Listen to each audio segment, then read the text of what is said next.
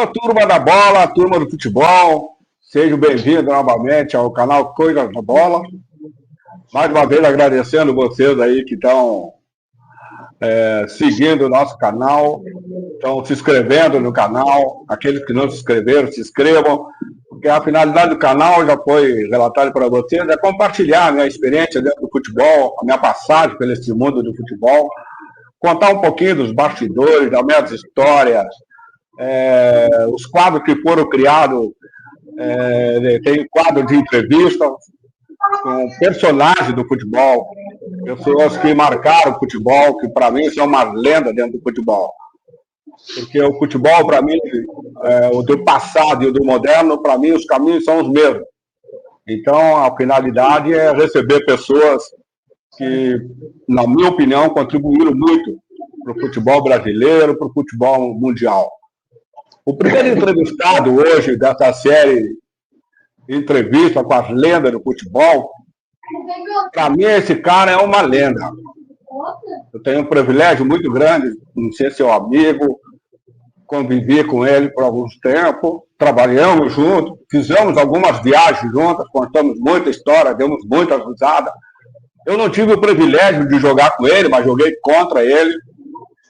E eu quero apresentar para vocês o Geraldo Pereira de Matos Filho. Ninguém deve saber, pouca gente vai saber, né? Mas eu quero deixar ele se apresentar. Porque no momento que ele se apresentar, puxa vida, quem não conhece essa figura? Seja bem-vindo, meu parceiro. Fala, meu irmão, que alegria poder estar participando com você. E sabe que a recíproca é verdadeiro, respeito, admiração pela sua pessoa. Fomos adversários somente, mas da mesma forma tive o privilégio de poder tornar seu amigo. Agradeço a você por me permitir isso, de trabalhar junto contigo e de aprender também contigo, né? Porque na vida a gente vai aprendendo, né? A gente nunca sabe tudo, mas esse nome aí é difícil para você saber quem é, né? Puxa vida, mas... É o nome do meu pai, cara. É o nome do meu pai. Meu pai era Geraldo Porçuncla Barbosa. Eu falo para o pessoal aqui em casa que existem algumas coincidências na vida das pessoas, né? E eu contei em outras histórias do Coisas da Bola. O meu primeiro treinador era Oswaldo Barbosa, tinha o mesmo sobrenome. O meu time de infância era o Penharol da Vargem, amarelo e preto. Estreiei contra o Bagé, que era amarelo e preto. Então tem umas coincidências meio loucas, né? Embora eu não acredite muito nisso aí, né? Um dos primeiros jogos que eu fiz pelo Grêmio foi contra o Penharol de Montevidéu, né? São coincidências, né? Da vida, né, Cacau? Justamente. Mas o apelido é Mazzaropi, né? Quem é que não conhece? Até em casa, Cacau, ninguém me chama de por Geraldo, é difícil. É verdade. E eu herdei o nome do meu pai também, né? Acrescentou só o filho, porque o nome todo é o do meu pai. Porque, não, o apelido é coisa impressionante, né?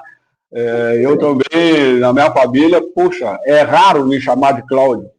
Eu me lembro, na época de criança, quando a minha mãe gritava Cláudia, era porque vinha bronca, né? Porque na maioria das vezes era Cacau. Mas, Maza, me conta aí, cara. Me conta aí, eu vou te ouvir, vai, eu tenho certeza que o pessoal vai adorar a sua história. Como surgiu no futebol o Maza? Me conta aí. Cacau, eu nasci em Além Paraíba, Minas Gerais. É uma cidade que ela faz divisa com o Rio de Janeiro, fica a 140 quilômetros do Rio de Janeiro. E o futebol, eu sempre gostei de futebol, né?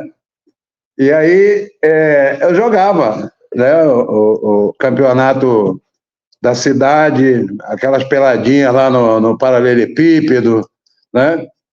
E comecei também no futebol de areia, porque no fundo do quintal da nossa casa tinha um areião que nós tínhamos 4 campos de futebol ali. Então eu jogava ali. Eu jogava de lateral esquerdo e meia esquerda. Aí quando eu ia jogar com os adultos, eu ia pro gol. Né? E eu gostava da posição de goleiro. Aí fui para o futebol de campo, jogando no gol. Eu, com 14 anos, era titular do time A da principal, né? Na categoria do time da cidade, do Esporte Clube São José.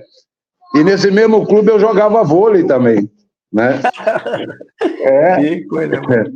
Então, e aí um belo dia, meus pais, família humilde, meu pai era ferroviário, aposentado, tinha muito problema de saúde, e tinha um clube na cidade que todo final de semana, todo sábado, tinha baile e tudo, mas só para sócio, né? E você não podia participar, meus pais não tinham condições de pagar a mensalidade para se associar ao clube, mas um farmacêutico amigo do meu pai era diretor desse clube, era onde a farmácia que meu pai comprava os medicamentos dele. Ele me deu uma carteirinha para que eu pudesse entrar no clube. E aí, num baile desse, um dia, e eu gostava de ir ao baile e ver também o baterista, porque eu era fã de baterista, né? E aí, um dia, eu estou no baile, aí estou lá perto do palco olhando o baterista, aí chegou esse farmacêutico, esse diretor do clube, e me chamou. Falou, vamos comigo ali numa mesa ali, que eu quero te apresentar uma pessoa ali. Mas ali em Além Paraíba estava o olheiro do Flamengo, e ele tinha visto eu e o Cantarelli. E ele queria levar eu e o Cantarelli para o Flamengo, né? Aí eu fui lá na mesa com o Darcy, que era o farmacêutico. Aí ele me apresentou o Célio de Souza, que era o treinador da categoria de base do Vasco. E olha quando as coisas as coincidências às vezes são verdadeiras, né? O Célio era da minha cidade, era ferroviário como meu pai, amigo do meu pai. E aí ele me fez o convite, falou, eu sei que você tem o convite para ir para o Flamengo, mas eu acho o Vasco da Gama um dos maiores clubes do mundo. E eu quero te levar lá para o Vasco. Mas aquilo para mim foi uma coisa assim, sabe? Eu nem sonhava em chegar ao Rio de Janeiro para ir num clube, né? Gostava de jogar futebol. Aí eu falei, tá legal, mano, vou falar com meu pai. Quem é seu pai? Eu falei, é o Geraldo Batatinha. Ele falou, pá, o Geraldo Batatinha é meu amigão, me dou muito bem com seu pai, então fala com ele para me procurar amanhã às 10 horas lá no Cine Brasil. Eu falei, tá legal. E continuei no baile ali. Aí no dia seguinte eu falei com meu pai. Aí meu pai foi lá falar com ele.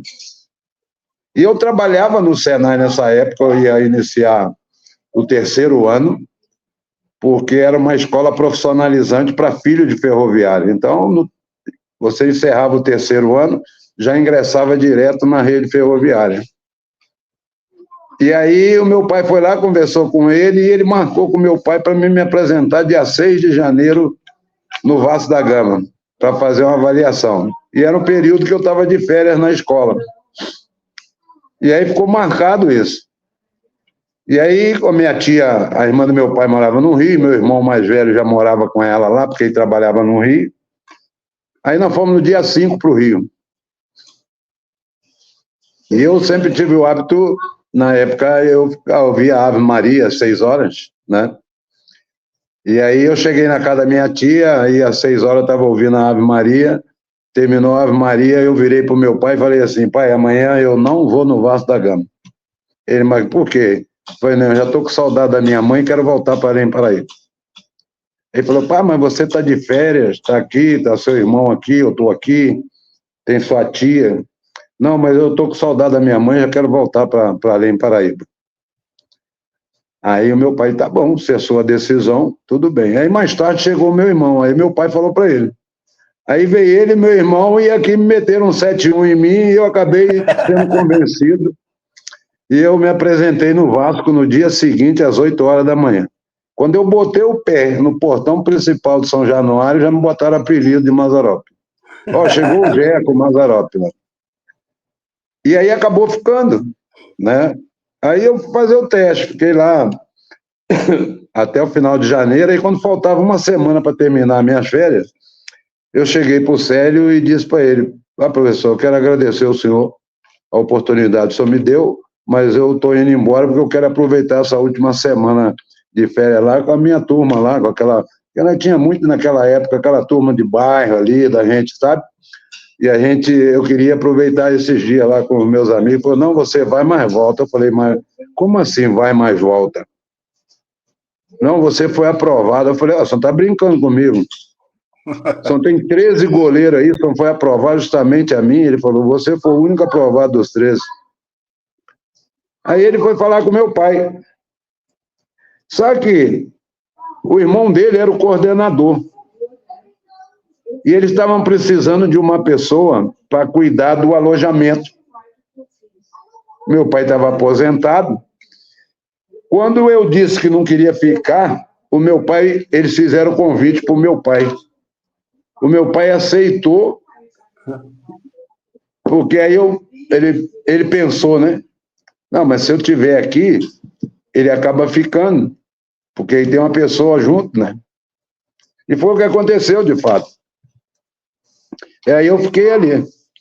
Mas com ele eu sofri bastante, viu, Cacau? Sofri bastante no início. Em 70, aí depois começou o campeonato e tudo.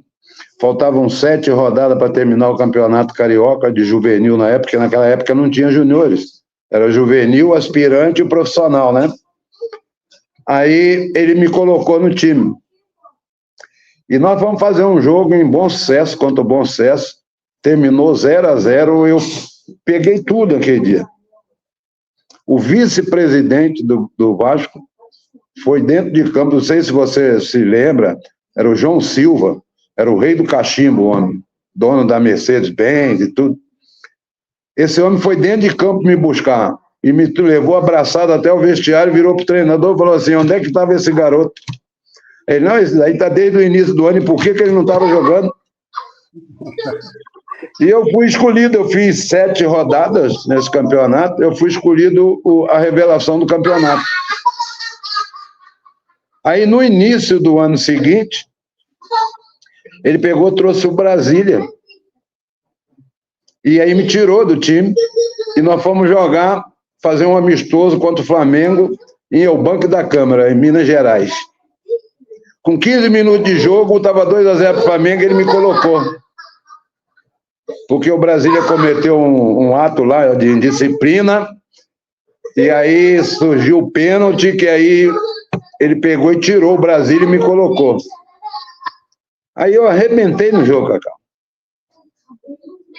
Aí no dia seguinte, nós chegamos lá no Rio, aí no primeiro treinamento da semana, ele: a partir de hoje o Mazzaropi é o titular, e ele só vai sair quando ele fizer uma bobagem como fez o seu Brasília. Eu sempre gostei de treinar, Cacau. Sempre gostei. Né? E nunca questionei o treinador para me colocar ou deixar de me colocar. Eu sempre procurei fazer o meu melhor dentro de campo. Aí nós começamos uma série de amistosos, porque o Vasco estava enfrentando os clubes de Portugal, jogando no antigo campo do Botafogo, em General Severiano.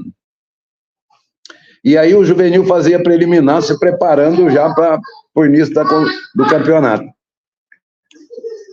Aí no último jogo amistoso, eu treinei a semana toda como titular, saí escalado, aí fomos para General Severiano, cheguei lá, estou me fardando, me fardei e fui para o aquecimento. Ele virou para mim e falou assim: ó, tira essa camisa e pega de reserva. Eu: tá bom, beleza.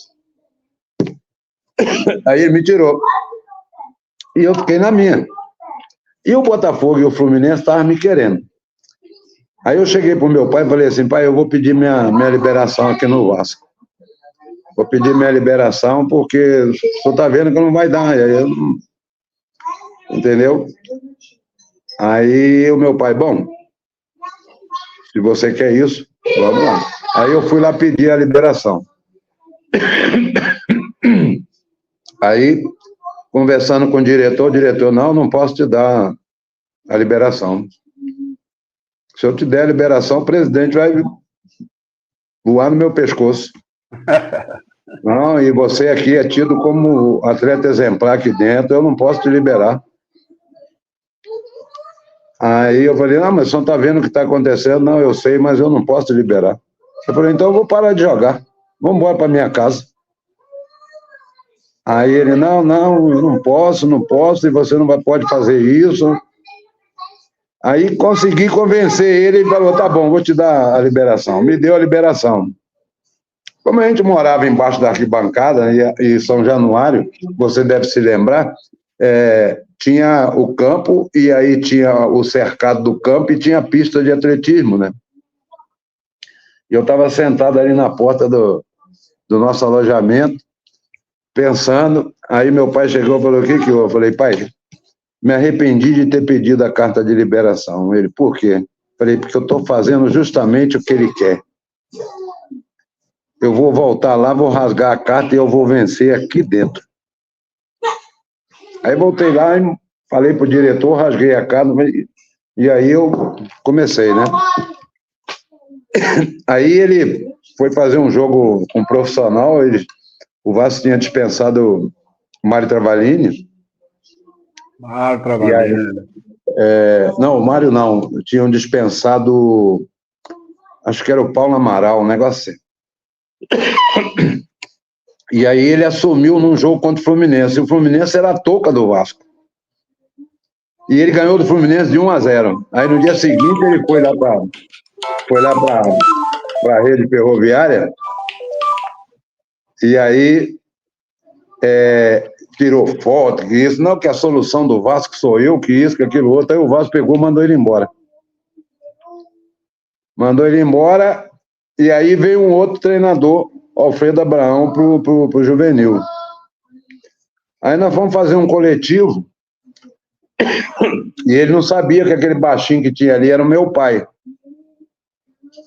Aí ele perguntou pro preparador físico, quem é o titular dos goleiros ali? Aí ele falou, aquele lá. Ele falou, não, mas comigo é aquele ali. E apontou para mim. Sabe? E meu pai ficou na dele, né? E aí ele chegou para mim e falou assim, qual é o seu objetivo? Eu falei, meu objetivo é chegar no profissional. Ele falou, então eu vou te ajudar.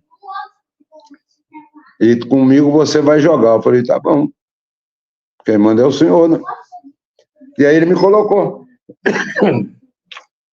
E aí o Brasília pegou e arrumou umas contusões e tudo, e aí dispensaram ele.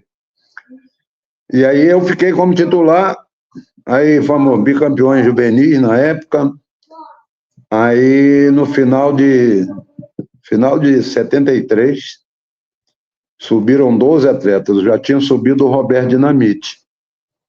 Aí subiu eu e mais 11 companheiros meus para o profissional. Aí o treinador já era o Mário Travalini.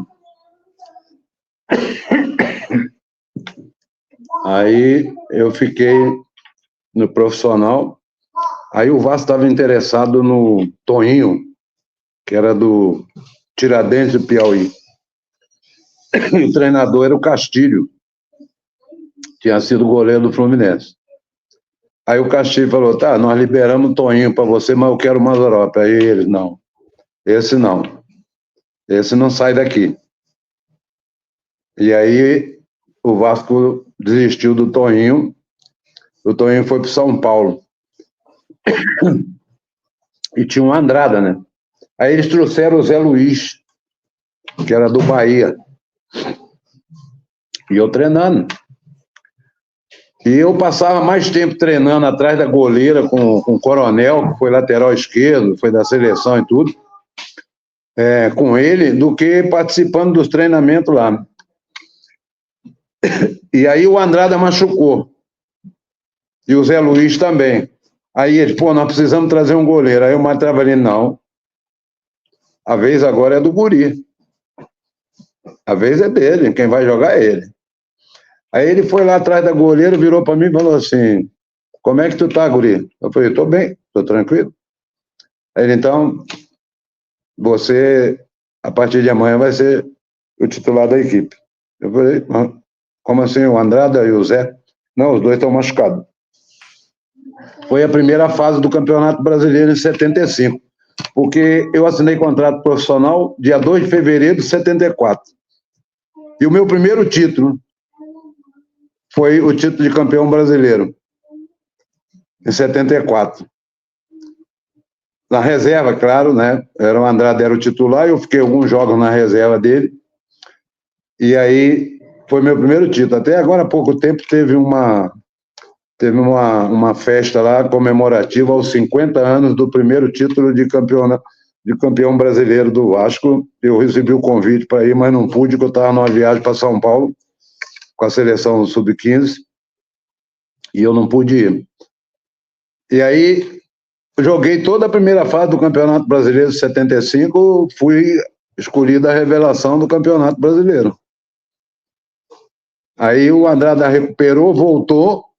Aí no final do ano, e o Andrada tinha dito pro Mário, esse eu vou treinar ele, porque o dia que eu sair, você pode botar ele para jogar tranquilo. Que legal. E foi o que aconteceu.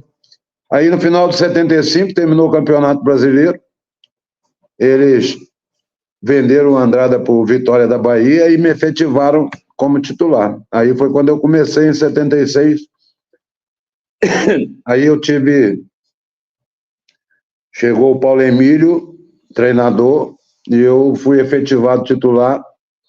Aí foi quando eu ganhei a primeira Copa, a primeira Taça Guanabara, que eu peguei o pênalti do Zico e do falecido Geraldo.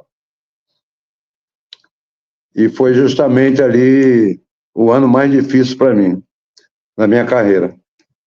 Porque que legal, foi no ano que eu levei foi o ano que eu levei minha mãe para o Rio para morar comigo e ela não durou 6 meses comigo lá. Ela veio a falecer e como eu era muito agarrado, para mim a minha carreira tinha terminado ali. Eu confesso que eu tentei até o suicídio. A minha sorte foi a minha sogra chegar na hora, porque se ela não chega naquela hora ali, eu tinha me matado. Porque a minha mãe era tudo para mim.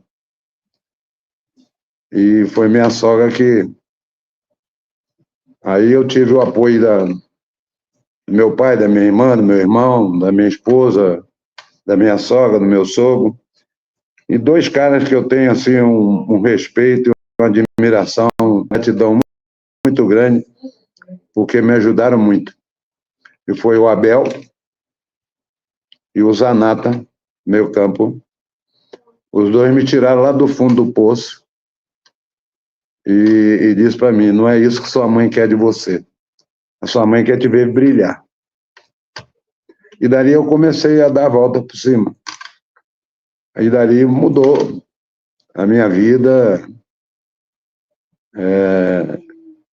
Tive uma carreira, Cacau, vitoriosa. Aí no ano seguinte fui campeão carioca, bicampeão da Taça Guanabara. Fiquei 20 jogos sem tomar gol.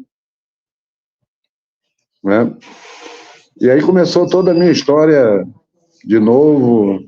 Aí em 79 eu fui para o Curitiba, emprestado, porque o Vasco, no final de 78, havia comprado o Leão, e eu não podia interromper a minha sequência. Aí resolvi ir para o Curitiba. Fui para o Curitiba, eu tive um ano maravilhoso no Curitiba, profissionalmente. Fui campeão paranaense, aí cheguei entre os 4 finalistas do Campeonato Brasileiro. A semifinal foi justamente contra o Vasco. O Vasco não queria que eu jogasse, eu joguei. Terminou o jogo de volta no Maracanã, a torcida gritando que era para mim voltar. Eu tinha mais 4 meses de contrato com o Curitiba. E o presidente foi lá no vestiário do Curitiba e disse, você não volta para o Curitiba. Eu falei, não, eu volto sim. Eu tenho mais 4 meses de contrato com o Curitiba e eu vou voltar para lá. Porque eu não vou ficar na reserva, não. Aí, não, nós vamos vender o Leão. Aí eles venderam o Leão pro Grêmio. E eu voltei. Aí fui campeão carioca novamente, né? Aí eu fui, em 83, eu vim emprestado pro Grêmio. Essa história é fantástica. É a verdadeira história de um cara vencedor, né? Iniciou ali no campinho de areia, Eu falo muito hoje para o pessoal que acompanha o futebol, né? Muitos que nem você, que nem eu, que muitos exemplos que a gente tem, temos que agradecer aos campinhos de areia, né? Que não existe mais Claro, hoje, né, sem cara? dúvida. Acabou. Não tem mais campo de areia, não tem mais campo de várzea, são poucos campos que tem hoje. É verdade. Então, a moçada fica um pouquinho sem opção, né, Mada? É Então, verdade. toda essa história aí, que você contou, realmente a história de um cara vitorioso. Por isso é que você foi vitorioso. E você tinha algo que me chamava a atenção, você falou aí que gostava muito de treinar. Eu me lembro, na época que eu assistia jogos do Grêmio, do Vasco, me chamava uma atenção muito em você. A bola estava lá no campo do adversário, estava na área do adversário, e eu olhava para trás e via você se exercitando, correndo de área a área, né? Típico goleiro ligado, né? Isso aí é importantíssimo, né, Amada? O goleiro tem que estar sempre no jogo, né? É que você joga numa área muito restrita, né, Cacau? E você tem que se interagir com o jogo. Eu ficava correndo, eu digo para a gurizada, eu ficava correndo e ficava fazendo um filme na minha cabeça. Se meu time perder a bola, quais são as situações, né, os caminhos para o adversário chegar até aqui? Já para me preparando, né? Justamente. Eu não deixava para me preparar quando eles aproximavam da área, porque aí já fica mais complicado para você, né? Eu ficava movimentando, porque aí eu estava dentro do jogo, mantinha meu aquecimento e fazendo um filme na cabeça. Ele pode vir por aqui, pode vir por ali, né? Se chegar por aqui, eu tenho que fazer assim, tenho que fazer assado. E naquela época eu não tinha figura do preparador de goleiro, né? Nada. Quem me treinava era eu mesmo, né? A gente fazia todo o trabalho com o grupo, aí depois eu chamava um auxiliar para ir fazer um trabalho comigo. E você tinha outra coisa de bom também, que eu sempre prestei atenção, né? E por isso que você foi um cara vitorioso. Tu sabe que eu acho que um dos grandes trunfos para o cara ser um grande goleiro, e você foi um grande goleiro, é a voz de comando, né, cara? Você tinha voz de comando. Ou seja, o goleiro que tem voz de comando, ele transmite para os seus colegas de defesa, de meio de campo, de ataque, uma confiança muito grande, né? Porque comanda o jogo, né? Porque o goleiro tem um privilégio, né, Márcio? Ele vê todo o campo, né? E eu digo que é obrigação do goleiro orientar o setor defensivo, os volantes. Eu, quando cheguei no Grêmio, Cacau, no primeiro treino que eu fui participar, o Espinosa conversou conosco e aí perguntou se alguém tinha alguma coisa para falar. Eu levantei a mão e... Não, eu só vou pedir para o meu setor defensivo que quando a gente estiver sendo atacado de frente, chegou na meia-lua, podem parar e deixar a grande área por minha conta. Eu vou fazer a cobertura do setor defensivo. A responsabilidade é minha. Se eu tomar gol, eu sou o responsável, mas eu vou fazer a cobertura de vocês. Até o De Leão ficou meio assim, né? Aí, chegou no final de semana, ele me chamou. Ele me chamou e falou assim, mas ó, tu deu uma tranquilidade pra gente danada. Porque, agora a gente fica mais seguro, porque a gente tem cobertura. E tem um detalhe, cara, você não é de largar a bola. Isso para nós dá uma segurança, uma confiança enorme. Né? Eu falei, mas eu jogo assim. Pode ficar tranquilo. A responsabilidade da cobertura de vocês sou eu. É o que eu falei, né? A confiança que o goleiro transmite para o restante do time, né? É fundamental isso aí, né? E é obrigação, Cacau. Justamente por isso, você tem a visão de todo o jogo. Você pode chamar, Cacau, dá um passo para trás que o Madrop está nas suas costas. Você está entendendo? Porque geralmente o jogador está de olho na bola. Né? E aí você não orienta, não. E você sabe qual o balanço que o treinador pede para eles fazerem, então você tem que ser o porta-voz dele lá dentro. Né? E tem uma coisa, Cacau, aqui. Hoje, às vezes as pessoas me perguntam se eu tenho alguma mágoa no futebol. Eu poderia dizer que sim, mas não tenho. Porque em 78, eu fui convocado para a seleção brasileira para disputar a Copa do Mundo na Argentina. E pouco antes da viagem, eu fui cortado porque eles queriam que eu mudasse o nome e eu não quis mudar o nome. Inclusive eu tinha essa curiosidade para te perguntar. Eu tenho anotado aqui, né, essa sua passagem pela seleção brasileira. E eu não sabia, até conversando com o meu filho, eu falei, pô, mas é engraçado, o cara foi convocado num momento bom da vida dele, e até eu vou perguntar para ele o que realmente aconteceu. Não, eles queriam que eu mudasse o nome e eu disse que não. Eu falei, se eu tivesse que ser convocado, ia ser como Mazzaropi, porque era o meu nome de guerra, o meu apelido. Entendeu? E aí eu fui cortado. Claro que eu, como profissional, gostaria de ter defendido a seleção do meu país. Claro. Né? Mas não me deixou mágoa, não, porque eu tive uma carreira vitoriosa e o futebol, para mim, foi a minha profissão.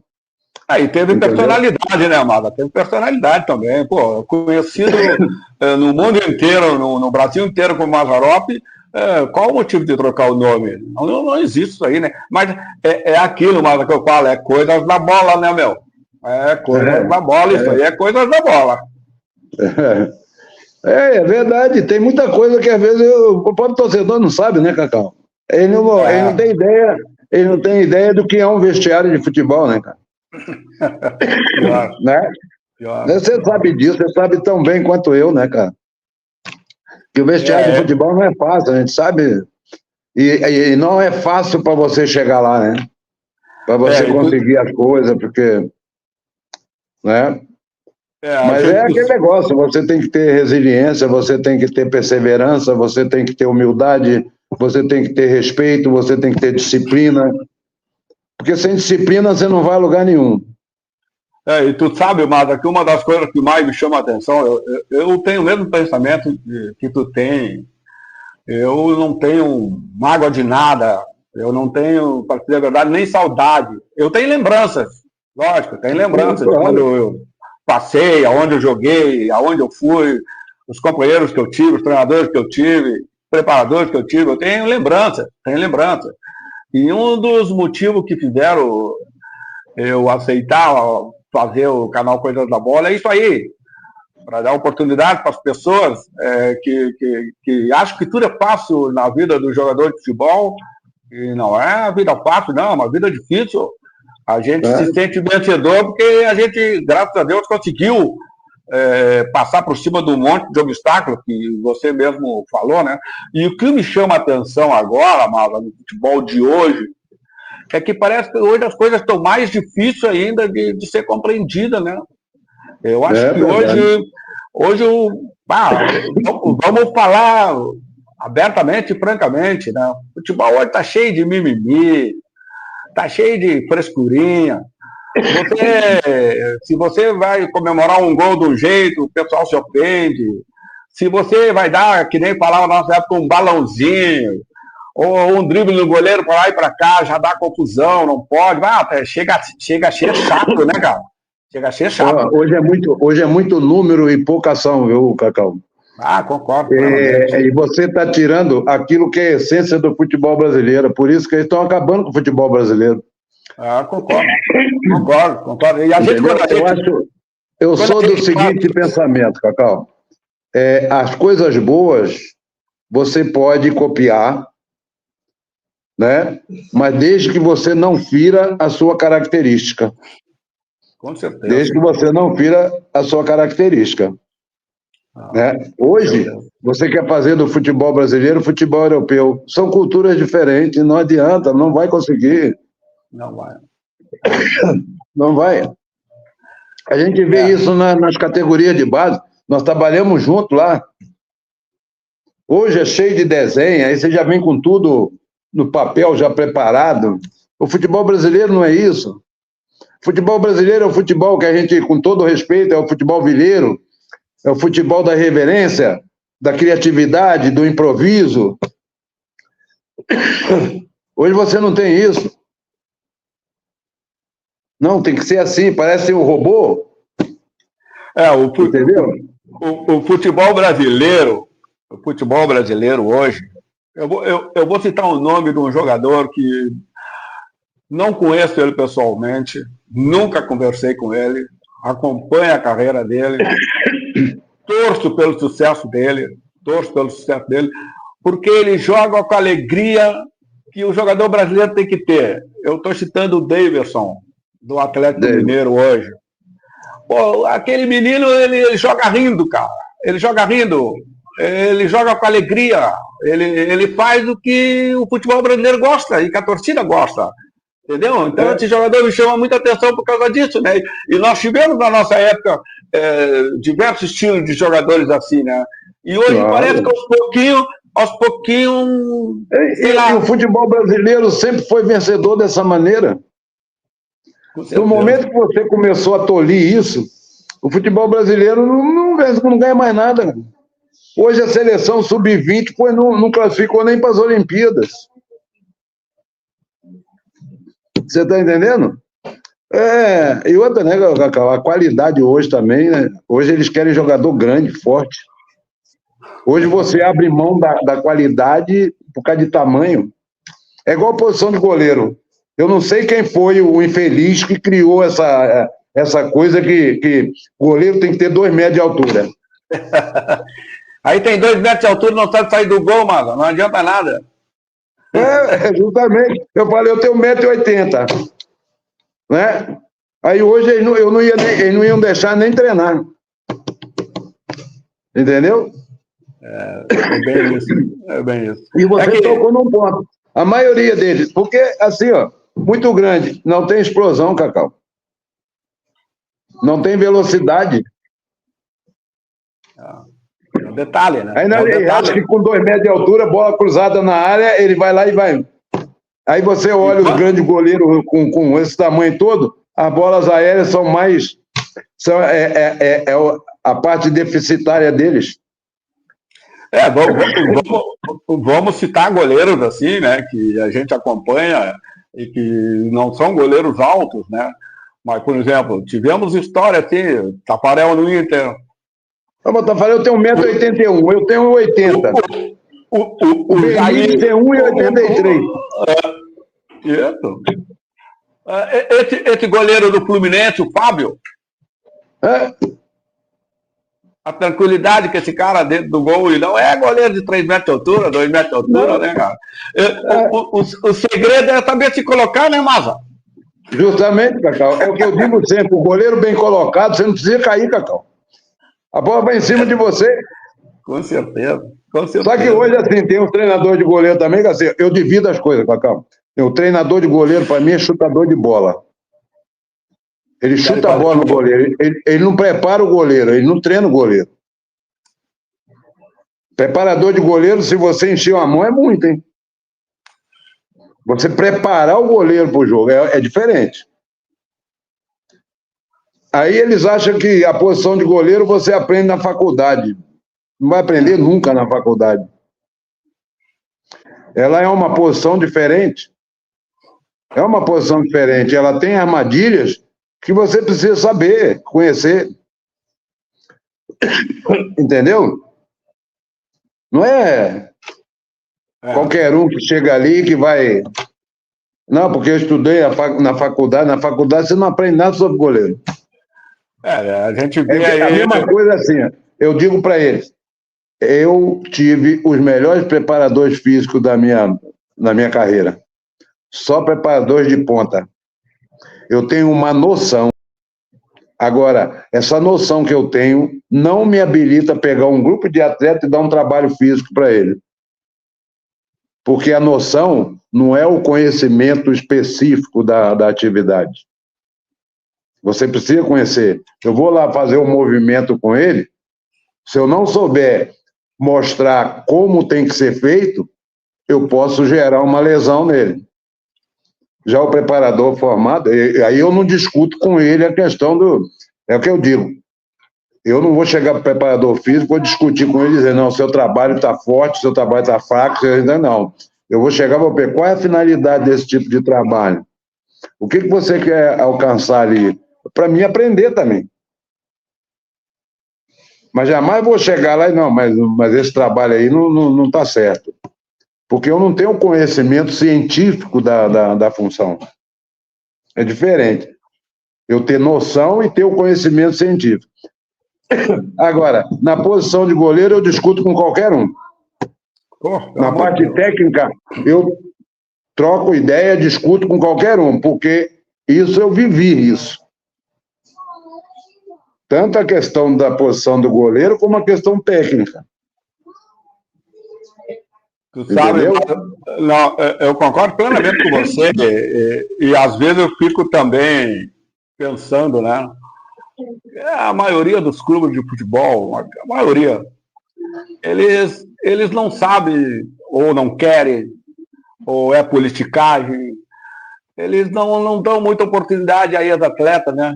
Dentro de cada um das suas funções. Isso aí é política. Eu vou dizer para você, Cacau, diretor de futebol é jogador frustrado. É verdade. Pior. Porque eles não conseguiram jogar futebol, aí eles acham que entendem de tudo. E pior que tu tem que dar explicação para eles ainda, né? Não, por exemplo, assim, ó, hoje eu sei que você faz um trabalho nas categorias de base do Grêmio aí no CT Cristal.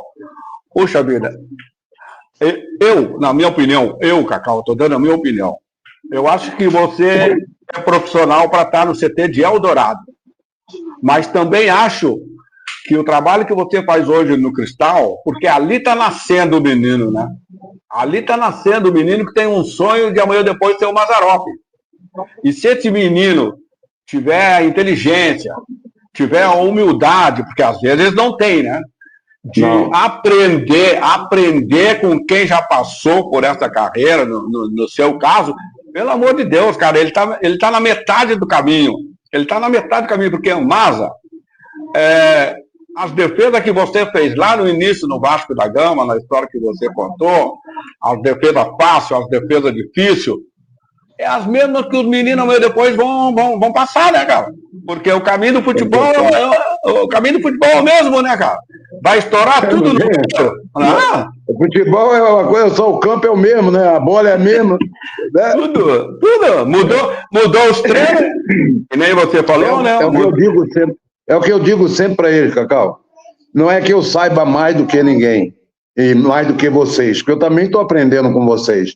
O problema é a experiência de já ter vivido a situação que vocês estão começando a viver. E nós podemos facilitar o caminho para vocês. Justamente. E vocês têm que ter esse entendimento de o que a gente está passando para vocês é para o futuro de vocês, que é o melhor para vocês, porque nós já vivemos isso aí, vivenciamos isso aí. Tu sabe como tem uns que não entendem, não, que aí já se acham. Entendeu? Aí tem muita coisa na cabeça. Aí vem a questão do empresário aqui, não tem que fazer assim, fazer assado. É verdade. Não, entendeu? Eu concordo plenamente com você, porque quer ver uma coisa, Amado, que muito me chamava a atenção, aí, principalmente quando a gente conviveu aí na base aí do Grêmio, né? E para mim foi um prazer muito grande trabalhar na base do Grêmio por um bom período. É que eu cansava de perguntar para os meninos, pô, tu viu a defesa que o goleiro antes do Cruzeiro de Belo Horizonte fez? Citando um exemplo, né? Ele fala, não vi. Eles não vê, né, cara? A maioria dos meninos que querem trilhar a carreira do futebol, eles não assistem jogo, eles não assistem nada, cara. Tem que estar sempre cobrando deles, né? Eu falo para eles. O compadre China fazia isso, e eu faço para eles também. Cara, vocês assistam, jogam. Olha os caras que jogam na posição que vocês jogam, porque também é um aprendizado para vocês. Com certeza. E outra, siga os bons exemplos. Não, eles querem os cabelinhos e coisa, sabe? Tá muito difícil. É complicado. É complicado. É complicado. E o futebol de hoje, né, Marcos? O futebol de hoje também é o que me chama muita atenção, né? O pessoal primeiro está indo na tática, né? O pessoal está indo na tática e não está indo muito no fundamento, né?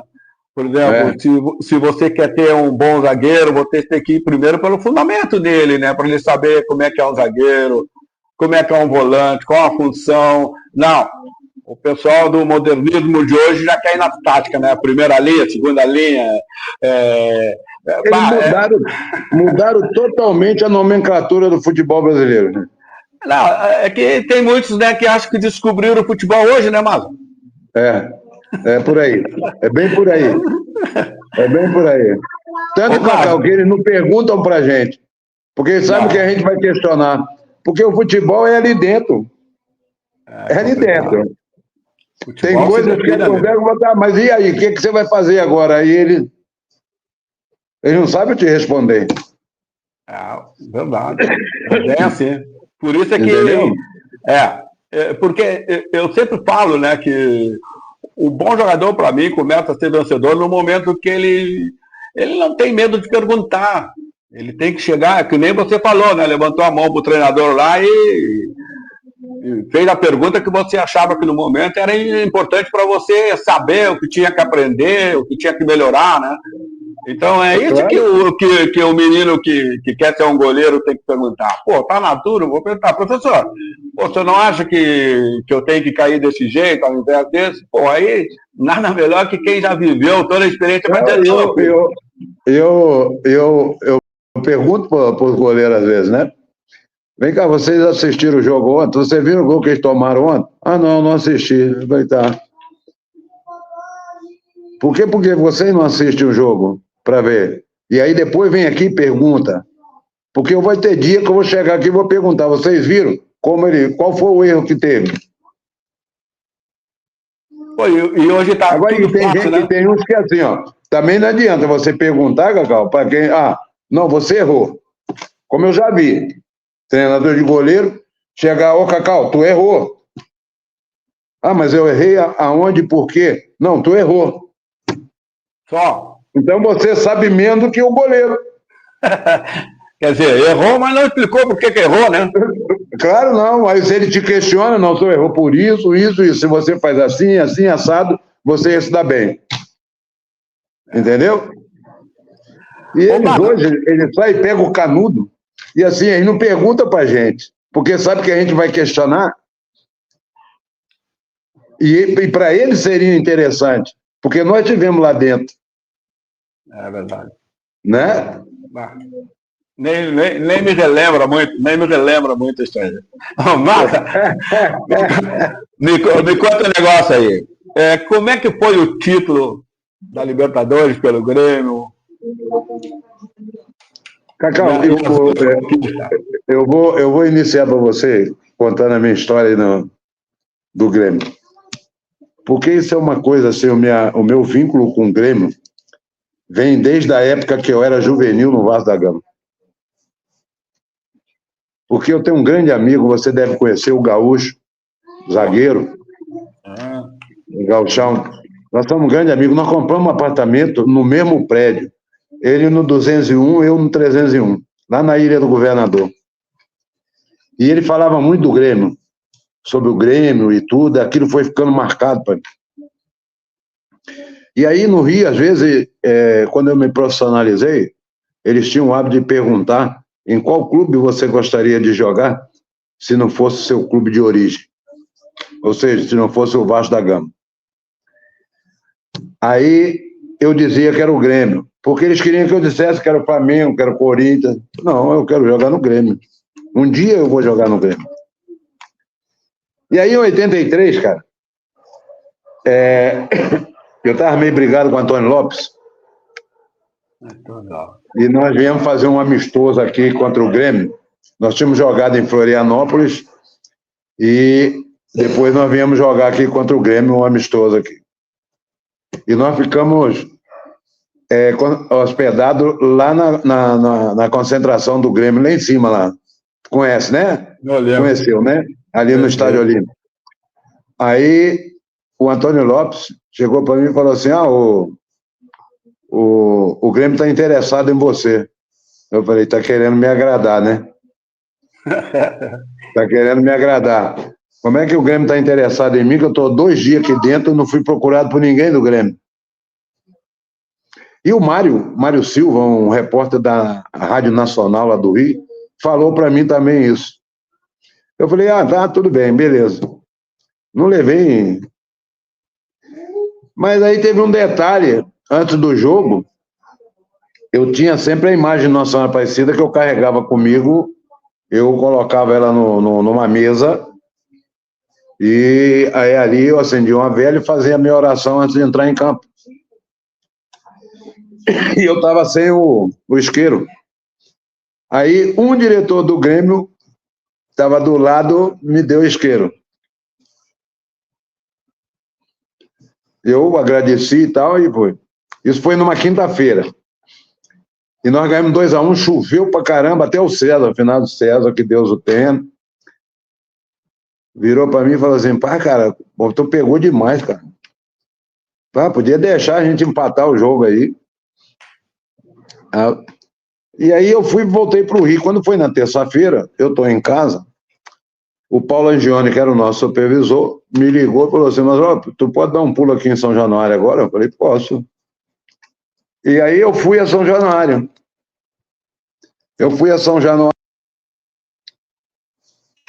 Tá fugindo aqui, Cacau. Eu fui a São Januário. Aí cheguei lá, quando eu entrei na sala do Paulo, eu vi um senhor de cabelo grisalho, cumprimentei e fui falar com o Paulo. Ele falou, não sou eu que quero falar contigo, quer falar contigo esse senhor ali. Aí era o seu Rudiami Petri. Seu Rudiami Petri. Não, eu sou diretor do Grêmio e queria conversar contigo, saber se tu tem interesse pro Grêmio. Eu falei, tô indo, fui ontem. Aí eu cheguei em casa, falei com a minha esposa, falei, ó, pá, tô indo pro Grêmio. Não, tá brincando, falei, tô. Aí ele marcou a noite para mim conversar com ele no hotel lá em Copacabana. Aí foi eu, minha esposa e um advogado amigo meu. Fui lá e ele marcou, então amanhã, às 10 horas, nós vamos para Porto Alegre e acertamos tudo. Eu, beleza. Aí eu vim com ele para cá, com o meu advogado. Cheguei aqui e me acertei aqui. Ali eu estava realizando meu sonho. E cheguei numa época áurea do clube, né? Para disputar uma Libertadores. E eles me contrataram ainda sem ter a certeza que eu poderia ser inscrito na Libertadores. O Dr. Fábio Koffer, que era um avião, né, cara? Conseguiu mexer no estatuto lá e me inscrever na Libertadores. E aí eu participo da Libertadores e aí vem Mundial, cara. Aí no final do ano eu queria ficar no Grêmio, mas por causa de um diretor eu não fiquei no Grêmio. Né? Ele não quis. Aí voltei pro Vasco. E aí eu falei, agora para voltar pro Grêmio vai ser difícil. Aí eu cheguei no Vasco, o Calçada me deixou 2 meses treinando em horário separado do clube, do grupo, e eu com título de campeão do mundo. Eu era o único jogador do elenco do Vasco com título de campeão do mundo treinando em horário separado. E quem me treinava? Paulo Paixão. Eu treinava sempre no turno inverso do treino do Vasco. Aí, o finado Enio Andrade, eu tinha sido campeão com ele no Curitiba, aí assumiu o Náutico não era campeão há 9 anos no Campeonato Pernambucano e queria quebrar o jejum.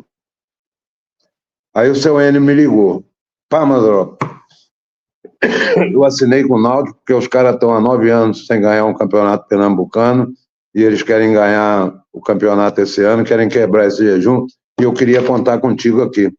Eu falei, tô indo, senhor. Aí me acertei com o Náutico. Aí, nisso, o Vasco estreia contra o São Paulo no Maracanã, no Campeonato Brasileiro.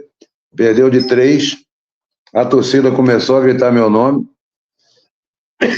Aí o presidente do Vasco me chamou no dia seguinte na sala dele lá. Eu vou emprestar o Roberto Costa para o Náutico e você vai ficar no Vasco. Eu falei, não, senhor, muito obrigado. O senhor pode ficar com seus goleiros aí que eu vou para o Náutico. Aí eu fui pro Náutico. Aí fomos campeões pernambucanos. Campeão pernambucano, aí voltei, aí 3 dias antes do Natal, acho. O finado Adalberto Praz me liga, quer voltar pro Grêmio? Eu falei, já tô aí. Aí fui eu lá pro Calçada, que era o presidente. E aquele diretor já tinha ido, né? Já. Ah, pô. Mas aí em 90...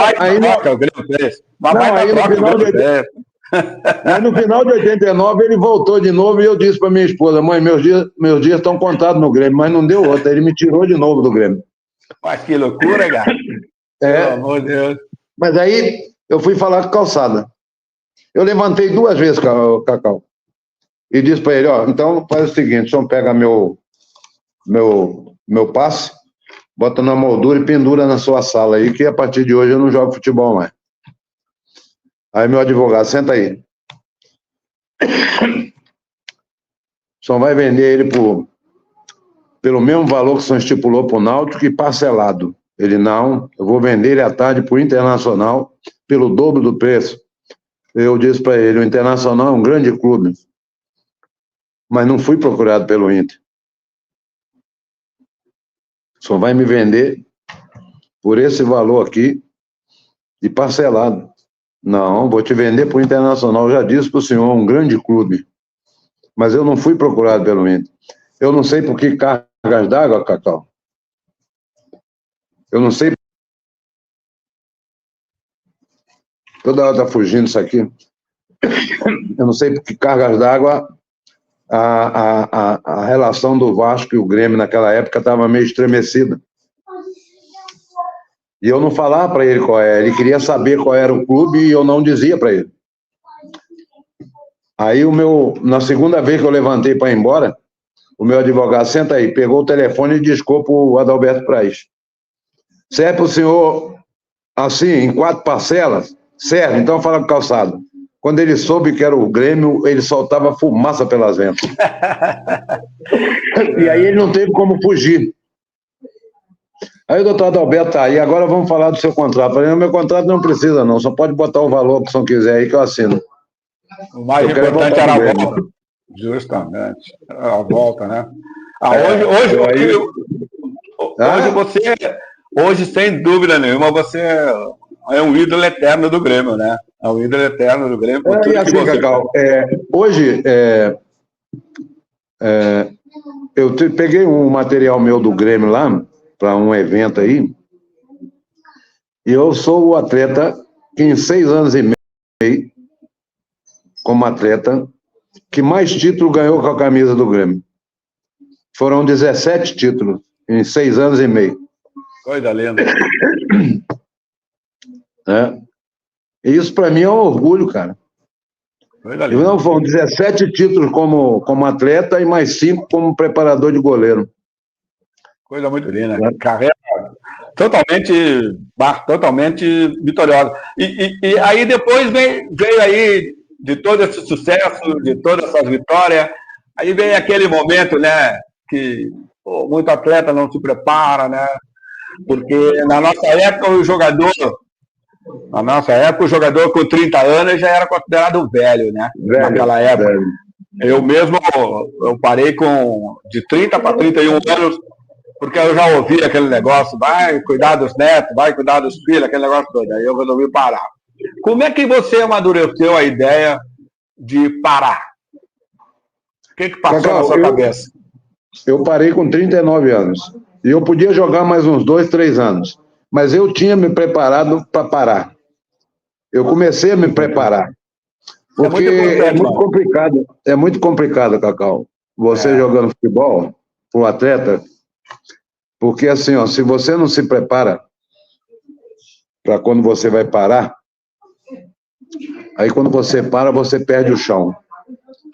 Aí você entra em depressão e tudo. Isso foi exemplos que eu vi de companheiros meus. E aí eu comecei a me preparar, entendeu? Eu fui me preparando, conversando com a minha família. E aí eu disse, não, eu vou parar Mas eu já estava preparado. Bom, isso é muito bom. Porque é complicado, não é fácil não. Você parar assim de repente, você perde o chão, quer dizer, toda aquela sua rotina diária, você deixa de existir. E isso cria uma lacuna em que você acaba entrando num processo de depressão. Eu não tive problema, sabe? Graças a Deus, porque eu me preparei e logo depois eu assumi também como preparador de goleiro no Grêmio e eu estava, queira ou não, estava no dia a dia, estava no meio e coisa, né? Mas não é fácil, não. Não. E graças a Deus que, para quem não sabe hoje, né, Malva? Hoje você continua nas categorias de base do Grêmio, né? Diga aí pro pessoal continuo lá aí. No Cristal, lá eu coordeno o trabalho dos goleiros e sou o treinador da seleção sub-15. Lá no Cristal, você está acompanhado do compadre China, né? Isso, o compadre agora está lá na sub-12, lá na formação. Está de auxiliar lá ele agora. O compadre está naquela de... Tá de boa. Ele foi... Com o velho chimarrãozinho dele, aquela passada. Grande China. Tá bem light, o compadre. Eu citei ele aí num quadro que a gente fez aí, eu citei ele, né, dos camisas 5 que passaram pelo Grêmio, eu com muito orgulho, muito prazer, eu citei o China, citei o Tinho, citei outros jogadores aí que, como eu, tivemos o privilégio de vestir a 5, né? E lá no Cristal você continua rodeado daquela máfia lá, né? O Sheik, Joelso, Thales, o Tainan. Ali é o Sheik ali. O Sheik. Você sabe como é que é aquilo lá, né? Não, o Sheik tá sem moral comigo porque me falaram que a banda dele quebrou. Quebrou a banda dele. Ele tinha uma banda Quebrou a banda? Quebrou. Ele vive com o cavaquinho dele lá, mano. Não, ele vive com o cavaquinho dele. Ele tá te enganando. Eu tô sabendo de fonte segura por uma fonte que nem tá no Brasil. A minha fonte tá lá em Portugal, que quebrou a banda dele. Que ele botou de empresário dele o Joelso, que é o quê? Não, com o Joelso não. Aí não pode dar certo mesmo. E você conhece bem lá, né? Você conhece bem lá, né? Conheço. Quem te substituiu lá fui. Eu tô sempre... Dá um abraço por mim naquela turma do Cristal, no Zé ali da Rouparia. O Pedro continua por lá também, né? Pedro continua por lá, dá um abraço naquela turma. O Pipoca, aquele vigário, aquelas pipocas. O Pipoca tá sempre lá. Dá um abraço naquela turma. Masa, me diz uma coisa, além do Cristal, com todas essas sou comentarista na rádio do clube também, né, Cacau? Eu assisto. Eu e Carlos Miguel. Inclusive, eu faço o jogo sábado também. Entendeu? Assisto. Um abraço, Carlos Miguel, outra lenda do futebol. Carlos Miguel. Tá lá no Cristal com a gente. Tá lá o Carlos Miguel, o João Antônio estão lá também, né? Estão lá. Eu acompanho, de longe, assim. Eu sei disso. Eu acompanho. A gente tá sempre falando em ti lá, cara. Fale de bem, hein? Não, sabe que de ti é sempre do bem, né, cara? Parceiro é parceiro. Qualquer dia eu vou fazer se Deus quiser, na primeira oportunidade que eu tiver, eu vou fazer uma visita ao pessoal do Cristal. Ô, Márcio, me diz uma coisa para nós ir para o fim da nossa... tenho certeza que o pessoal vai adorar essa entrevista, certeza muito. O que mais te marcou até hoje, nas coisas da bola, assim, tudo que você viveu, para a tua vida como atleta e como pessoa, acima de tudo? O que mais te marcou, assim, de tudo isso? Cacau, o que mais me marcou no futebol foram as amizades que foram construídas, sabe? De amizades, assim, de parceria mesmo, né? Tive vários tipos de grupos, né? Entendeu?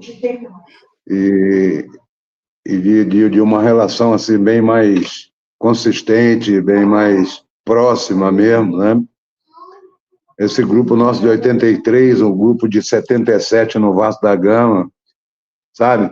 As amizades que nós construímos, por exemplo, eu não tive o prazer de jogar contigo, mas tive o prazer de trabalhar contigo e se tornar amigo, assim com o Iura, como foi com Ayrton Pavilhão, com o Osmar, com o Massaraca, com o Loivo, com o Picasso, a gente está sempre junto, sabe? Pessoas que a gente tem uma convivência com o finado Bugre, que são pessoas que é como se eu tivesse sido criado junto com vocês. Isso é que me gratifica, sabe? De ter me dado a oportunidade de conhecer pessoas como vocês, de formar essa amizade, essa parceria, que é gratificante. Claro que o sucesso que a gente alcançou dentro da carreira, eu sou um cara que eu sou feliz porque eu joguei profissionalmente 19 anos, Cacau. Ganhei. Só no Grêmio foram 17 títulos, né? Com mais 8, são 25 títulos. Tem um recorde que é meu há mais de 40 anos, que é o recorde de tempo sem tomar gol. Tive o privilégio de ir à Alemanha receber um prêmio por isso, né? De ter o reconhecimento que eu tenho, de ter a identidade que tem o meu nome com o Grêmio, né? Então, tudo isso são coisas que marcam na vida da gente, principalmente as amizades verdadeiras que ficam, sabe? O próprio Gaúcho, né? Um cara que, pô, desde juvenil, pô, a gente se dá, e ele é daqui, ele volta e meia tá aí eu vou lá no sítio, vou lá no sítio dele.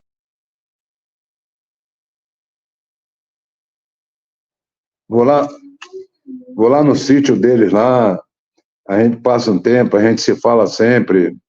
Pô, o China, compadre, né? Padrinho da filha dele. Essa turma nós de 83, a gente está sempre se falando, né? A turma de 89, que ganhou a primeira Copa do Brasil também, a gente está todos os dias se fala. Então, essas coisas que gratificam a gente, né? De a gente ter conhecido pessoas e se tornado amigos e parceiros, né? De convivência, de trabalho. Isso é que gratifica a gente.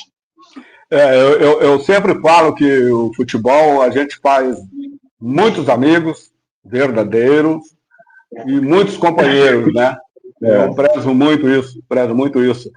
E, pô, você citou aí diversas vezes o Gaúcho, que foi uma pessoa que lhe ajudou.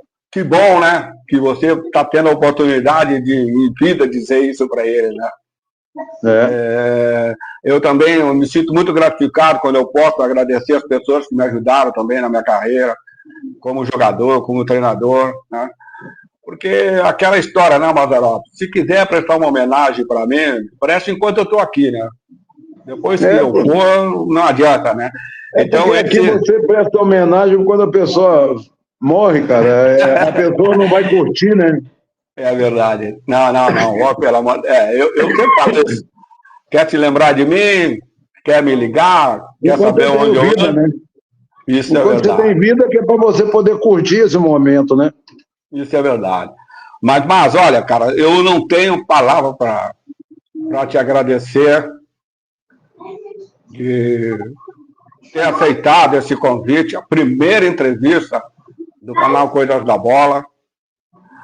Um grande clube começa pelo um grande goleiro. Lógico, o canal Coisas da Bola não poderia iniciar sem ser pelo um grande goleiro. Com a sua entrevista, eu aproveito para homenagear todos os goleiros que eu joguei. Todos eles foram muitos que eu joguei. Você citou um aí, Toinho. Joguei com o Toinho no esporte, fomos campeão pernambucano. Quero homenagear todos os goleiros que eu treinei na época de treinador, né? Então, nada melhor que essa entrevista com um grande goleiro que você for, para prestar uma homenagem a todos os goleiros do futebol brasileiro. E como o Mago, lógico, futuramente outros goleiros irão aparecer também na entrevista, para que cada um possa contar sua história. Obrigado, querido irmão.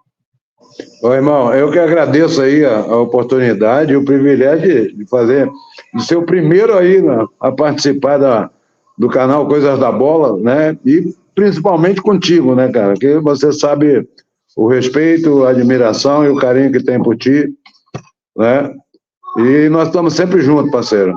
E vamos te aguardar aqui no Cristal aqui pra gente tomar um cafezinho, trocar mais umas ideias.